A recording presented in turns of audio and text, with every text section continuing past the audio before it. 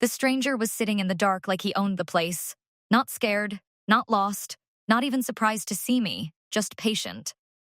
The basement light had been dead for years, I later learned, and the storm outside was tearing the roof apart, one shingle at a time. I stood frozen on the bottom step, one hand gripping a flickering flashlight, rainwater still dripping from the cuffs of my jacket. The man sat on an old wooden crate near the fuse panel, arms folded, watching me with tired eyes. "Took you long enough to get back," he said. Behind me, my grandson Leo screamed. "Grandma, who is that?" I wish I could say I kept my cool. At 63, I'd buried my mother, watched cancer take my father piece by piece, and sat through a divorce that left me with almost nothing. But in that damp basement, I was shaking. "Who the hell are you?" I demanded. The old man rose slowly. He was maybe 75, lean, with a worn flannel shirt and a faded baseball cap pulled low over gray hair. He looked exhausted, not threatening. "Name's Harold Crane," he said quietly. "And your father always said you'd find your way back here someday." That stopped my heart. Nobody had spoken about my father in years, not since he vanished from our lives, and not since the rumors started. Thunder cracked. Leo grabbed my arm. My daughter Sarah stood at the top of the stairs, phone flashlight aimed at us, face white. "Mom, should I call 911? The old man shook his head. "You could," he said, "but by the time anyone gets through these roads, I'll be gone." Then he looked straight at me. "Before I leave, though, you need to know what this house really is." That was 4 months after my divorce from Paul became final. 4 months after he walked away with almost everything we'd built over 38 years. People think divorce hurts because of heartbreak. At my age, it's not heartbreak, it's humiliation. Paul got the house in Cincinnati, the vacation cabin in Georgia, most of the retirement fund, and even our Labrador, Baxter. You'd think a judge wouldn't take a dog from a woman who'd raised him since puppyhood. But life has a way of surprising you. Paul had a slick attorney, expensive suits, and a calm voice. I had a court-appointed lawyer and red eyes from crying in grocery store parking lots. By the end, I felt less like a person and more like old furniture nobody wanted. Sarah tried to keep me together. "You still have us," she said one night while packing boxes. She meant well, but she was drowning too. At 40, she was finalizing her own divorce. She and Leo had moved into a tiny apartment after her husband ran off to Florida with someone he met online. 3 generations of bad luck, folding laundry together and pretending to be fine. That's how we ended up driving north to Michigan in my father's old Ford with everything we owned crammed into the trunk. The lake house had been my dad's for decades. Nobody in the family wanted it after he died. Honestly, nobody even talked about it. As kids, Sarah and my son David spent summers there, fishing off the dock and burning hot dogs over a fire pit. Back then, it felt magical. Now, it looked like a forgotten ruin. The mailbox leaned sideways. Half the shutters hung loose. The porch steps sagged when we carried in boxes. Leo looked around and muttered, "This place is totally haunted." "Don't start," Sarah told him. But secretly, I agreed. Inside smelled like mildew, old wood, and closed-up winters. Still, it was ours. At least the bank hadn't taken it yet. That first evening, we unpacked canned food, blankets, and a coffee maker. Rain started near sunset.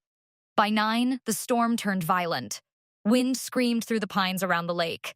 The power died with a loud pop. Leo groaned. Perfect. Sarah lit candles while I rummaged through kitchen drawers for a flashlight. I remember thinking how strange silence feels after electricity disappears. No fridge hum, no TV, just rain and darkness. Then came the knocking. 3 slow knocks at the front door. Everyone froze. Leo whispered, "Did you hear that?" Of course we heard it. 3 more knocks echoed through the house. I opened the door, expecting maybe a neighbor. Nobody stood there, only rain. But on the porch lay a white envelope with my name written across the front, Margaret Cole. Inside was a single sheet of paper, cash offer for the property. No signature, no number, just a dollar amount big enough to make my knees buckle. Sarah stared. "Mom, Who would offer this kind of money for this dump? I didn't answer because something about it terrified me. An hour later, the power still hadn't returned. So I grabbed the flashlight and headed for the basement breaker. And that's when I found Harold waiting in the dark. He glanced at the envelope still in my hand. "They're moving faster than I thought," he murmured. "What are you talking about?" I snapped. Harold walked slowly toward the stairs. "Your father spent 30 years making sure certain people never got what they wanted." He looked around the basement. "Now they think you're desperate enough to sell. I don't even know who you are."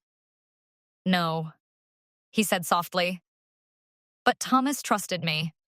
Nobody had called my father Thomas in decades. To me, he was just Dad, the man who faded away after Mom died, the man people in town whispered about, the man Paul once called that crazy old hermit. Harold pointed to the far basement wall. "Before your father died, he told me that someday you'd come back here after losing everything." A chill ran through me that had nothing to do with the storm. He said when that day came, you'd finally understand why he stayed. I stared at him. Outside, thunder rolled over Silver Lake. Then, Harold said the words that changed everything. "Your father didn't leave you this house," he said quietly. "He left you the truth." Rain hammered the roof hard enough to keep any of us from sleeping after Harold left. I stood by the living room window most of the night, watching the dark shoreline disappear behind sheets of rain while Sarah and Leo slept under borrowed blankets by the fireplace. Every few minutes, I replayed the old man's words, "Your father left you the truth." At my age, you learn to distrust dramatic statements. Usually when someone says something mysterious, it turns out to be nonsense or a sales pitch. But something about Harold felt real. Not because he scared me, because he looked sad. Liars have energy, sharpness. Harold looked like a man carrying a heavy load for too long. Around 3 in the morning, the storm finally weakened enough for me to doze off in Dad's old recliner. I woke to the smell of coffee. Sarah stood in the kitchen wearing one of my father's flannel shirts over sweatpants. "Well," she said, forcing a smile, "the stove still works." Morning light revealed just how rough the lake house really was. Water stains covered the ceiling. One kitchen cabinet hung crooked from rusted hinges. Wallpaper peeled near the windows, and the hardwood floors tilted slightly toward the lake. Leo shuffled in, rubbing his eyes. "So," he said carefully, "are we going to talk about basement grandpa?" I almost laughed. Not before coffee. But the truth was, I didn't know what to say. Once daylight arrived, the whole thing sounded impossible. An old man waiting in a basement during a storm. It sounded like the start of a bad cable mystery. Still, the envelope remained on the kitchen table. Real, so was the fear I felt when Harold mentioned my father. After breakfast, I drove into town, hoping normal errands might settle my nerves. The town of Millbrook looked smaller than I remembered. Most lake towns up north do after enough years pass. The hardware store still stood on Main Street beside the diner where my mother used to order grilled cheese during summer trips. Only now, half the storefronts sat empty. I stopped at Miller's Hardware for batteries and cleaning supplies.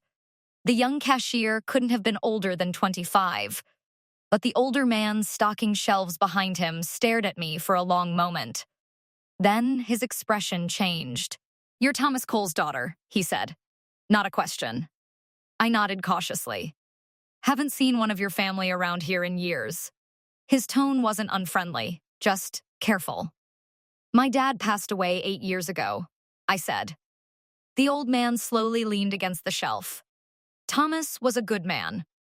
Something in the way he said it caught my attention. Not everybody used to say that. Growing up, my father always felt like 2 different people depending on who you asked. To me, he was quiet, patient, the kind of dad who fixed bicycles and made pancake shapes when Sarah and David visited. But in town, people whispered. After Mom died, Dad became more isolated every year. He stopped going to church, stopped coming to town events. Some people claimed he drank too much. Others said he'd gotten paranoid. Paul used to hate visiting him. "He acts like someone's after him," Paul once complained during a Thanksgiving trip. At the time, I thought Dad was just lonely. Now I wasn't so sure. When I carried my supplies outside, I noticed a black pickup truck parked across the street. The driver sat behind tinted windows watching me. The moment I looked directly at the truck, it pulled away. Maybe coincidence, maybe not. Back at the lake house, I found Leo wandering around the basement with a flashlight. "You shouldn't be down here alone," I told him. "Relax, Grandma." He pointed toward the fuse box. I was trying to figure out how that old guy even got in. Truthfully, I'd wondered the same thing. The basement had only one small window by the kitchen stairs. No sign of forced entry. No footprints. Nothing. Leo shined the flashlight across the far wall. "You noticed this?" At first, I didn't understand. Then I saw it. One section of the basement floor near the back wall looked slightly different. The concrete color changed subtly, like part of it had been patched years ago. Leo crouched beside it. "You think there's something under there?" "Probably old pipes," I said automatically. But my stomach tightened. My father had worked construction most of his life, and suddenly I remembered something. When I was maybe 12, I came downstairs one summer while Dad was working in the basement late at night. He nearly jumped out of his skin when he saw me. I never forgot the fear on his face. "Margaret," he snapped, louder than usual, "don't come down here without telling me first." At the time, I cried because I thought he was angry. Now I wondered what he'd been hiding. That afternoon, Sarah and I started cleaning old furniture while Leo explored outside. Around 4, another vehicle pulled into the gravel driveway. This time, it was a silver Lexus. A man stepped out wearing an expensive navy coat and polished shoes, completely wrong for mud. He smiled before I even reached the porch. "Mrs. Cole," he said warmly. "Victor Prescott." The name meant nothing to me. "I apologize for arriving unannounced," he continued smoothly. "I represent a development group interested in several lakefront properties. Of course, the envelope. You're offering to buy this place." Victor glanced toward the lake with a practiced smile. "This property has tremendous potential." "You mean expensive potential?" He chuckled softly like we shared a joke. "I understand you've recently gone through difficult circumstances." His eyes drifted toward the aging house. "I'd hate for you to feel trapped maintaining a property this size." There it was. Not concern. Pressure. I crossed my arms. "My father owned this house for 40 years. Funny, nobody cared until now." Something flickered behind Victor's smile, then disappeared. "Your father was an interesting man." The same careful tone from the hardware store. Before I could respond, another truck pulled into the driveway. Old, rusted, loud muffler. Harold climbed out slowly. The moment Victor saw him, his entire expression hardened. For one brief second, the politeness vanished. Harold walked up beside me without looking at Victor. "Don't sell the house," he said quietly. Victor forced another smile. "I'm simply making a generous business offer." "No," Harold replied calmly. "You're trying to bury something." Silence settled over the yard. Wind stirred across the lake behind us. Then Victor looked directly at me. "Mrs. Cole?" he said softly. "You should ask yourself why an old man would risk dragging your family into things that ended decades ago." Harold finally turned toward him. "Because some graves don't stay buried forever." Victor stared at him for several seconds. Then he got back into his Lexus and drove away without another word. I looked at Harold. What the hell is going on? He removed his cap slowly, and for the first time I saw genuine fear in his eyes. "Your father kept records," he said. "Records powerful people would kill to find." I didn't sleep much after Harold told me about the records. At 63, sleep doesn't come easy even under normal circumstances.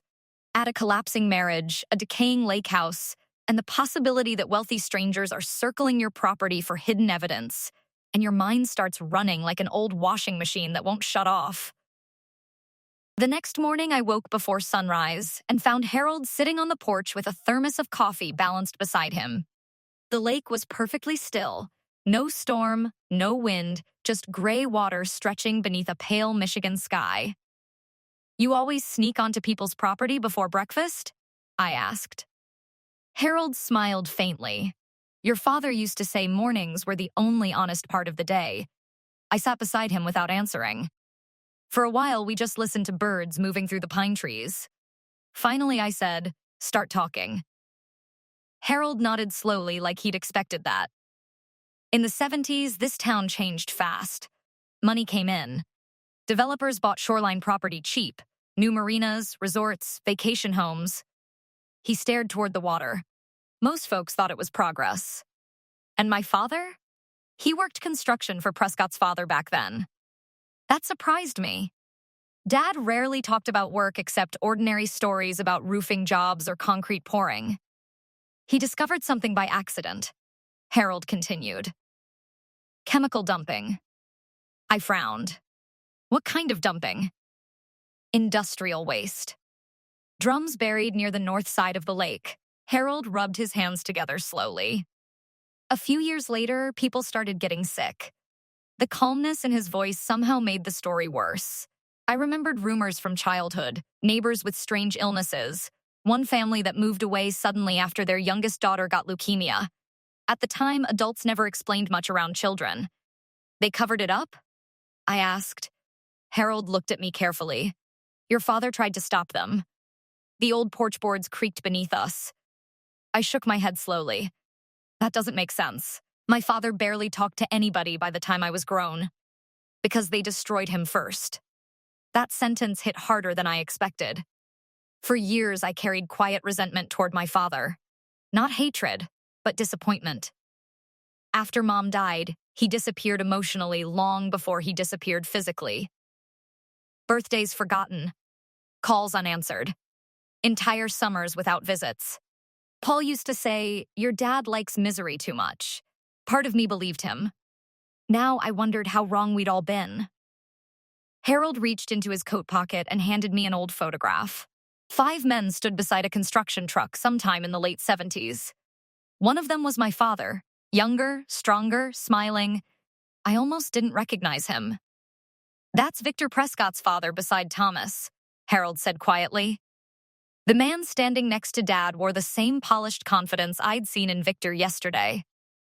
Something cold settled in my stomach. What exactly did my father keep? Proof? Proof of what? That people in this town sold their souls for money. Before I could ask more, Leo burst through the screen door holding a rusted metal box. Grandma, he said breathlessly. I found this under the stairs. Harold stood so fast his coffee nearly spilled. Where? In the basement.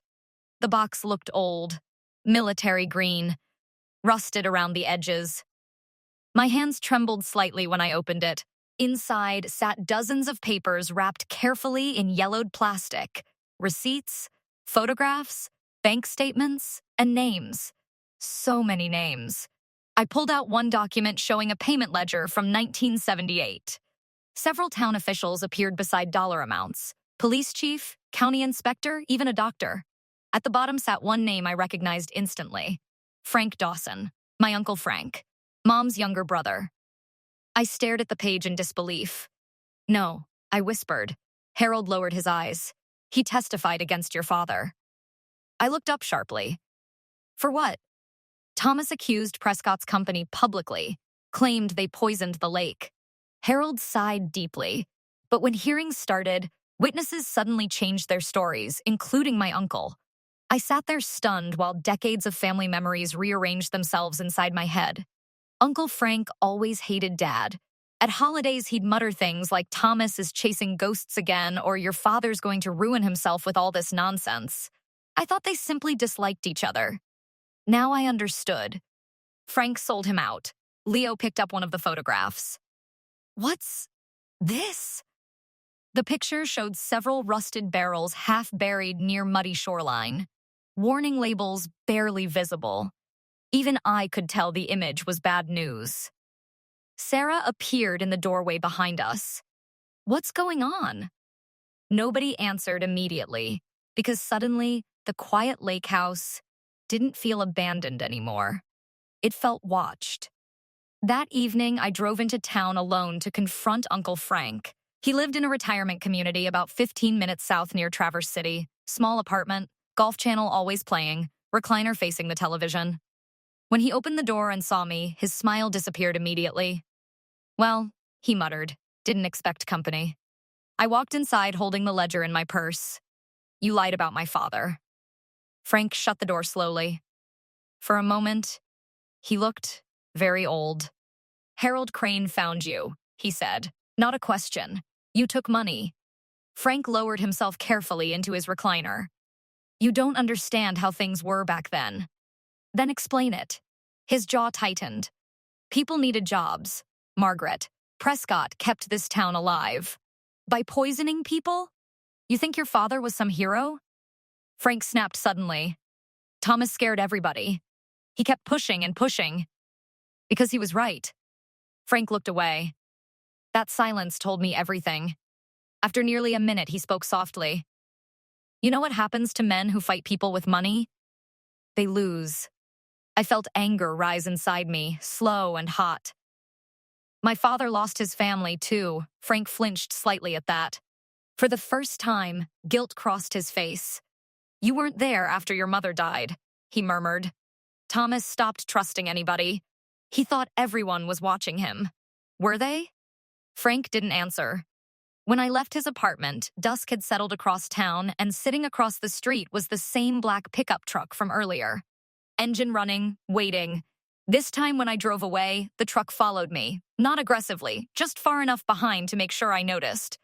By the time I reached the lake house, my hands shook on the steering wheel. I rushed inside and locked the door. Sarah saw my face immediately. Mom, what happened? Before I could answer, Leo yelled from the hallway. There's somebody outside. We all turned toward the lake-facing window. A figure stood near the dock in the darkness, watching the house. Then slowly the person lifted something into the air. A gas can. A terrible realization hit me all at once. They weren't trying to scare us anymore. They were trying to erase everything my father left behind. The man by the dock stood perfectly still while rainwater dripped from the gas can hanging at his side. Leo whispered, Grandma. Sarah grabbed his shoulder and pulled him back from the window. Every instinct inside me screamed to call the police. But another part of me already understood something ugly about small towns and powerful families. Sometimes the police arrive too late, and sometimes they arrive already knowing who they're supposed to protect. The figure near the dock slowly turned and disappeared into the darkness before I could reach the front porch. I stepped outside anyway. Cold wind swept across the lake hard enough to sting my face.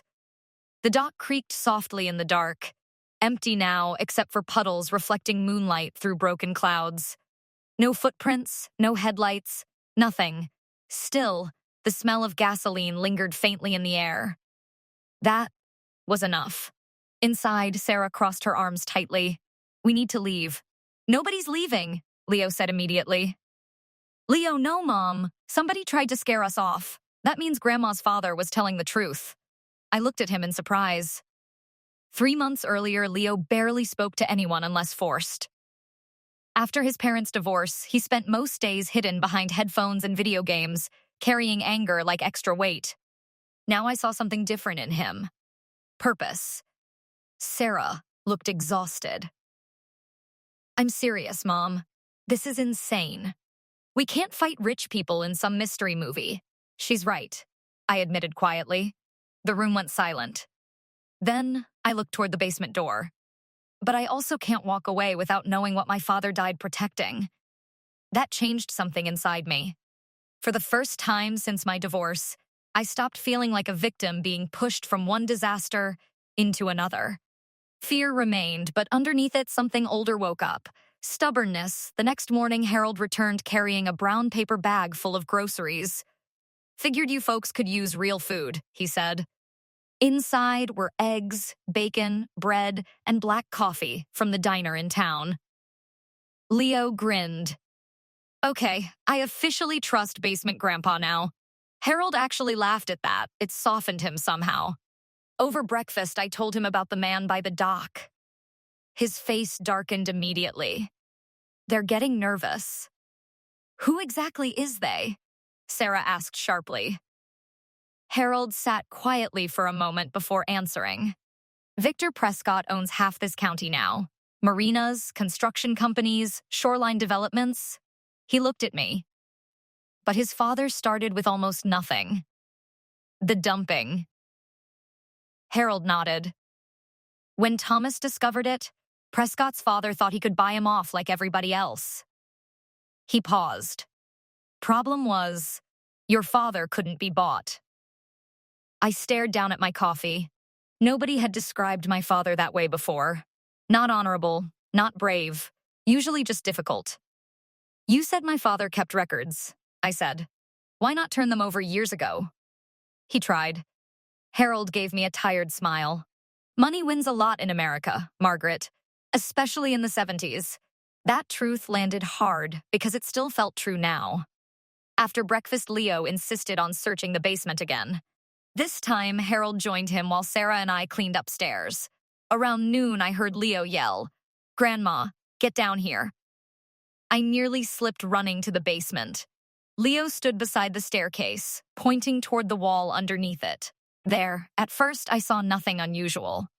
Then, Harold pressed against a wooden panel hidden beneath decades of dust. It moved inward slightly. A hidden door.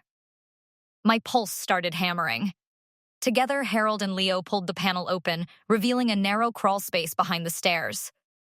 The air inside smelled stale and damp. Harold aimed a flashlight into the darkness. Oh my God. Sarah whispered behind me. Shelves lined the hidden room wall to wall. Boxes, file folders, tape recordings, newspaper clippings, decades of secrets. I stepped inside slowly, brushing cobwebs from my sleeve. Everything had been organized carefully, methodically, like my father spent years preparing for this moment. Leo opened one box filled with cassette tapes, labeled by date. Sarah uncovered folders containing medical reports and environmental studies.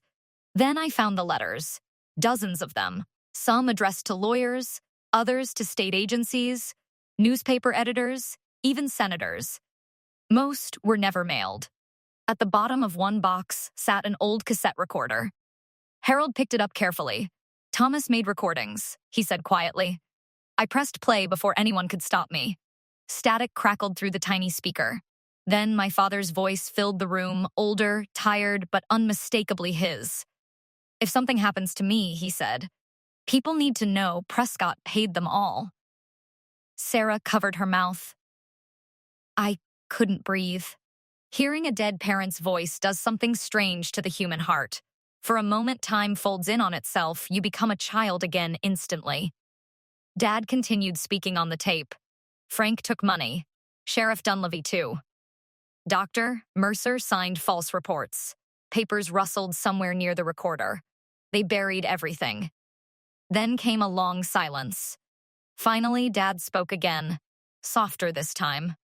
Margaret deserved better than the life this caused.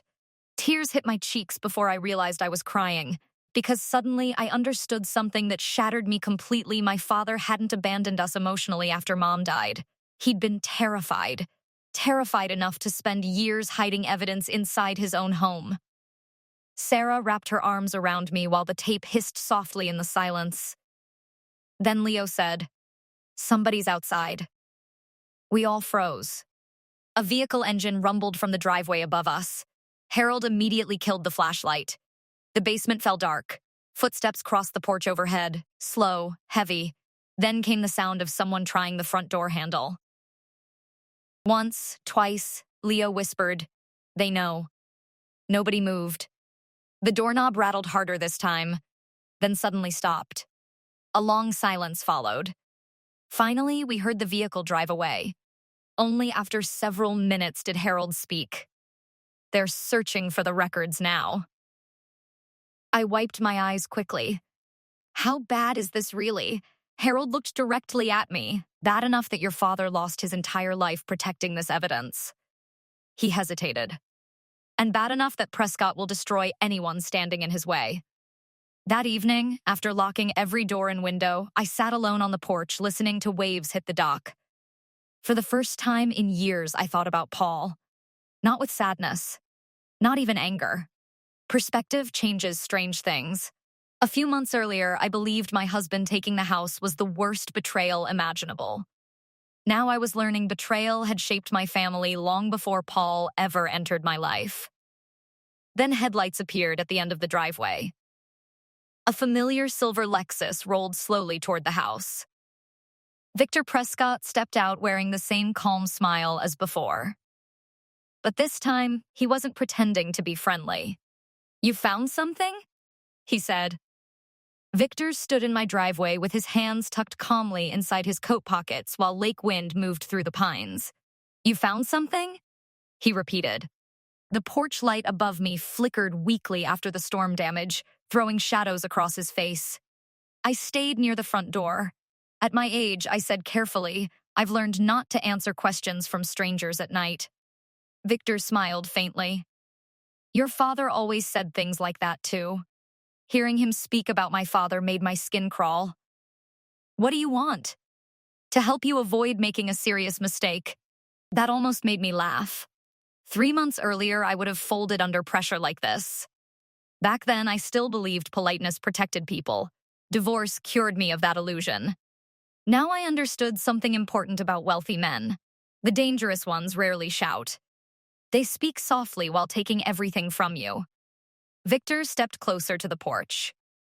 "I know Harold showed you something," he said, "and I know Thomas left records behind." I crossed my arms tightly. "And if he did?" Victor's expression stayed calm, but his eyes hardened. "Your father wasted his life chasing ghosts." "No," I said quietly. "I think other people wasted it for him." For the first time, Victor lost patience. "Mrs. Cole, you have no idea how much damage those accusations caused. Then why are you so afraid of old papers?" Silence settled between us. Wind rattled dead leaves across the driveway. Finally, Victor sighed. "You think this ends with justice?" he asked softly. "It won't. It ends with lawyers, investigators, and your family dragged through years of ugliness." He looked toward the house windows where Sarah and Leo stood watching. "Your grandson deserves better than that." There it was, not a threat exactly, something colder, a warning. I stared at him for several seconds. Then I said the one thing I never imagined myself saying at this stage of life. "You should leave my property." Victor studied me carefully like he was recalculating something. Then he nodded once. "When people lose everything," he said quietly, "they often confuse anger with courage." After he drove away, I locked every door in the house. Leo looked furious. "I hate that guy. Get in line," Sarah muttered. But Harold looked more worried than angry. "He's desperate now," he said. "Good," Leo snapped. "No," Harold replied sharply. "Desperate men are dangerous." That night, nobody slept much. Around 2 in the morning, I heard Harold moving around downstairs. I found him sitting alone at the kitchen table, drinking coffee in darkness except for the stove light. "You okay?"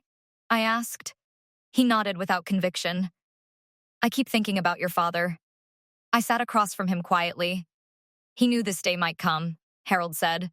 "That's why he organized everything so carefully." I looked toward the basement door. "All those years," I whispered, and nobody believed him. Harold rubbed tired eyes. "Some did. That surprised me. Then why didn't anybody help?" A bitter smile crossed his face. "Fear pays better than honesty most days." I thought about that long after he went to bed.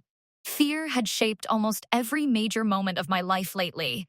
Fear of losing my marriage, fear of losing stability, fear of aging alone, fear of not mattering anymore. But somewhere between the divorce and this old lake house, something strange had happened. I stopped being afraid of losing things because the worst had already happened. And somehow, I survived it. The next morning, I made a decision. "We're not hiding anymore," I told Sarah. She looked up from the kitchen sink. "What does that mean?" "It means if Prescott wants silence, We do the opposite. 2 hours later, Harold drove me into Traverse City to meet an old newspaper editor named Helen Morris. Helen had to be close to 75, with silver hair, reading glasses hanging from a chain, and the sharpest eyes I'd ever seen. When Harold explained why we were there, she locked her office door immediately. Let me see the documents. For nearly 3 hours, Helen reviewed ledgers, photographs, and copies of environmental reports while saying almost nothing.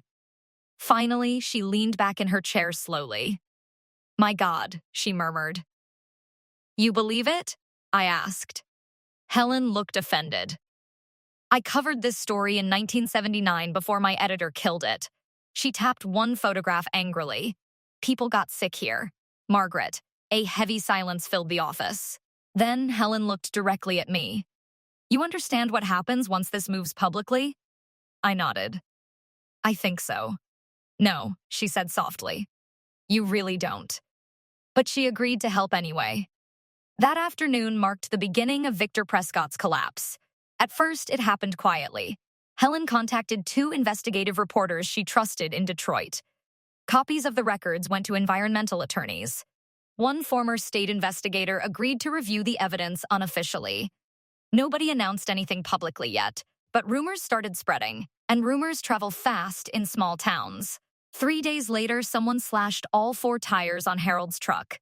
The day after that, Leo found dead fish scattered across the dock. Then came Paul. I should have known he'd appear eventually. He arrived wearing an expensive wool coat and the same irritated expression he always used when inconvenienced. "Jesus, Margaret," he muttered while stepping inside the house. "This place is falling apart." I stared at him for a moment. Funny how quickly love can become unfamiliar. 38 years together, and suddenly, he looked like a stranger renting my memories. "What do you want, Paul?" He sighed dramatically. "I heard some crazy rumors in Columbus." His eyes shifted toward Harold sitting by the fireplace. "You're mixed up in something ugly." I almost laughed. "You mean uglier than leaving your wife broke at 63? Paul ignored that. "There are investors involved here. Important people." He lowered his voice. "You need to sell this property before things get worse." "There it is," Sarah said from the kitchen doorway. Finally, Paul frowned. "What's that supposed to mean?" "It means stop pretending you care about Mom." His jaw tightened. For years, Sarah avoided confronting him directly. Now she looked at him with open disgust. Paul turned back to me. "Margaret, I'm serious. Prescott's offering good money." That stopped me cold. "How do you know Victor Prescott?" Paul hesitated half a second too long, and that was enough. Everything suddenly clicked together. The pressure, the sudden interest in the property, the timing. "You're involved with him." Paul's face hardened. "Business partners cross paths." "Business partners?" Sarah repeated bitterly. I stared at the man I'd spent most of my adult life trusting. Then I realized something painful. Paul didn't come here because he felt guilty. He came because he was scared. The records threatened him too. "You knew," I whispered. Paul looked away, not denial, not anger, just shame. And somehow that felt worse. After a long silence, Harold finally spoke from across the room. "Thomas warned me this would happen." Paul frowned. "What?" Harold met his eyes steadily. He said someday the people closest to Margaret would betray her before strangers ever did. Nobody spoke after that. Paul left 20 minutes later without saying goodbye. That evening, local news stations started calling the house. By morning, Victor Prescott's company stock had begun falling. And just before sunset, Leo came running down from the road holding his phone. "Grandma," he said breathlessly, "you need to see this." On the screen was a photograph, Harold lying unconscious beside his truck in a hospital parking lot, covered in blood. I got to the hospital just after midnight. The emergency entrance smelled like disinfectant, burnt coffee, and exhaustion. Rainwater dripped from my coat onto the tile floor while Sarah stayed behind at the lake house with Leo. At our age, Hospitals stop feeling temporary. They start feeling familiar. Too familiar. Harold lay in a small room on the second floor with bruises covering half his face and stitches above one eye. Machines beeped softly beside him while snow drifted past the dark windows outside. For one terrible second, seeing him there reminded me of my father during his final months. Fragile, worn down, alone. Harold opened his eyes when I entered. "Took you long enough," he muttered weakly. I almost cried from relief. "What happened?" He tried sitting up and winced immediately. "Parking garage," he murmured. "Two men." "Prescott." Harold didn't answer directly, but he didn't need to. I sat beside the bed quietly. "You should walk away while you still can," he said after a moment. "No. Margaret Thurs spent 40 years letting men make decisions for me." My voice surprised even me. "I'm done with that." Harold stared at me for several seconds, then slowly he smiled. Thomas would have liked hearing that. Those words hit me harder than they should have. Because all my life I believed my father saw me as weak. Too soft. Too trusting. Too emotional. Now I wondered if he simply hoped I'd someday become stronger than he was. Harold motioned toward the bedside drawer. "There's something inside for you." I opened it carefully. Inside sat an old folded map sealed in plastic. Fishing routes marked across Silver Lake. At first it looked ordinary. Then I noticed small symbols drawn in red ink near the northern shoreline. "What is this?" Harold lowered his voice. The last evidence Thomas hid. A chill moved through me. "You knew where it was this whole time?" "No," he coughed painfully. "Thomas only told me enough to guide you if things got bad. And now, they're bad." I unfolded the map fully across my lap. One section contained coordinates circled twice beside a handwritten note in my father's unmistakable block lettering, "When the water is still." Harold nodded weakly. Thomas never trusted the house completely.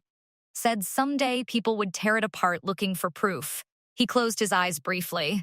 So he made sure the most important evidence stayed somewhere nobody would think to search. I looked back down at the map, the lake, all these years. Secrets sitting beneath the same water where my children once learned to fish. "You need to go before sunrise," Harold whispered, before Prescott realizes what Thomas did. Back at the lake house, Sarah looked horrified when I explained the map. "You are not going out onto that lake in December. We don't have a choice. There's always a choice." Leo stepped closer immediately. "I'm going with Grandma." "No." Sarah snapped. "Yes." I watched them argue while something strange settled inside me. Family, messy, loud, protective. For months after the divorce, I thought Paul destroying our marriage meant our family had collapsed completely. But standing there in that old kitchen, I realized something important. Families survive differently than marriages do. By 4:30 the next morning, Leo and I pushed my father's old aluminum fishing boat into freezing black water beneath a sky still heavy with clouds. The motor sputtered twice before catching. "You okay?" Leo asked. I smiled tightly. "Ask me when we're back on shore." Truthfully, I was terrified. The lake stretched around us, dark and endless, while icy wind cut through my gloves. Leo held the flashlight over the map while I guided the boat toward the northern side. Everything felt silent except the motor and waves hitting aluminum. Finally, Leo pointed ahead. There, a weathered red buoy floated near a rocky section of shoreline, almost hidden by trees. My father's marker. We killed the motor and drifted closer. Leo leaned over with a hooked pole while I held the flashlight steady. For several minutes, we found nothing. Then the hook caught. "Something's down there." Together, we pulled slowly until a rusted metal lockbox emerged, dripping from black water. My hands shook opening it. Inside sat sealed documents wrapped carefully in waterproof plastic, photographs, signed statements, original contracts, and one cassette tape labeled simply "If they finally come for the truth." Leo looked at me wide-eyed. "This is it, isn't it?" I nodded slowly. This was the thing my father sacrificed everything to protect. The thing powerful men spent decades trying to erase. By noon that day, federal investigators arrived in Millbrook. Helen Morris moved fast once she saw the lake evidence. Environmental agencies reopened the original contamination case within hours. Reporters flooded the town by evening, and Victor Prescott's empire began collapsing almost immediately. Former employees started talking. Retired officials panicked. Bank records surfaced. By the following week, state investigators seized documents from Prescott development offices across 3 counties.